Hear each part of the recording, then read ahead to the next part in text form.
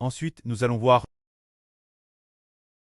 dans l'Ancien Testament, juste avant que Mose ne soit sur le point de mourir. Alors,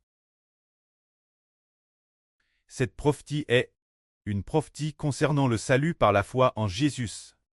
C'est pour permettre l'homme d'observer la loi.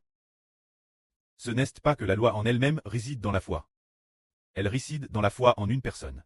Nous pourrons alors observer les enseignements de Dieu concernant la justice de la loi. Dieu a dit d'observer tout cela pour avoir la vie. Mais personne n'a pu observer la loi. Les pécheurs ne peuvent pas l'observer.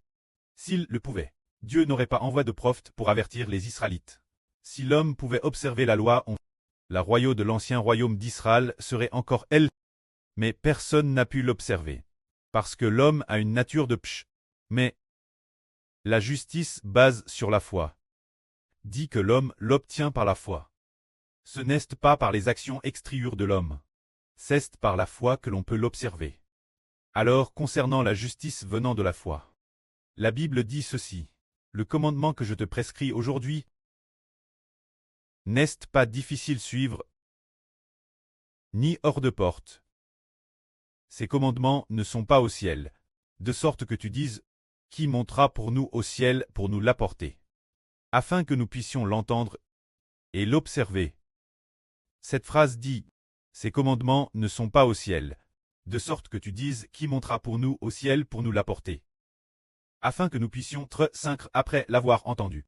Qu'est-ce que cela signifie? Cela signifie, qui ira prier Jésus de descendre du ciel pour se faire homme. C'est-à-dire que si Jésus descendait du ciel pour se faire homme, nous pourrions observer la loi. Le Seigneur dit, s'il y a celui qui est descendu du ciel pour se faire homme, pour nous aider, nous pourrions ne plus être pigs par le pchash. Alors, cette phrase veut demander, qui ira prier le Christ de s'incarner? La Bible dit aussi que ce n'est pas de l'autre, c'était de la mer. De sorte que tu dises, qui ira pour nous dans l'abîme pour nous l'apporter? Afin que nous l'entendions et puissions l'observer, le sens de cette phrase est de demander qui ira prier. Qui ira appeler le Christ remonté d'entre les morts? Comment dire? Nous pouvons observer la loi de Dieu, réaliser la justice de Dieu. Comment cela peut-il trelier une personne? Comment cela peut-il trelier Jésus-Christ? Comment cela peut-il trelier une personne? C'est-à-dire que nous pouvons observer la loi de Dieu, tout comme Mose l'a dit, tout comme le Seigneur l'a dit. Ne croyez pas que je sois venu pour abolir la loi et les prophètes. Je ne suis pas venu pour abolir, mais pour accomplir. Comment la venue du Seigneur peut-elle accomplir la loi? Ils savent que le Seigneur Jésus-Christ c'est un quart. L'homme ne pêche plus. Le début de l'homme ne pêchant plus, c'est quand Jésus c'est un quart. Et après Jésus c'est un quart. En lisant la Bible, nous découvrons que le Seigneur Jésus-Christ a été crucifié. Comment la crucifixion du Seigneur Jésus-Christ nous permet-elle de faire en sorte que nous ne puissions plus pécher? Ils savent que l'homme pêche, cause d'une serpent venimeux l'intérieur de l'homme, ou de plusieurs serpents venimeux. C'est le diable. L'esprit de Satan et les esprits des anges Djouz sont les serpents venimeux. C'est dire que l'homme pêche, cause d'une serpent venimeux vivant l'intérieur de l'homme, ou de plusieurs serpents venimeux. Ce serpent venimeux, bien et ce n'est pas nous. Ce ne sont pas les cobras que nous voyons aux marches, ni les cobras de la montagne ou ce genre de serpent venimeux, c'est le serpent venimeux de la vision.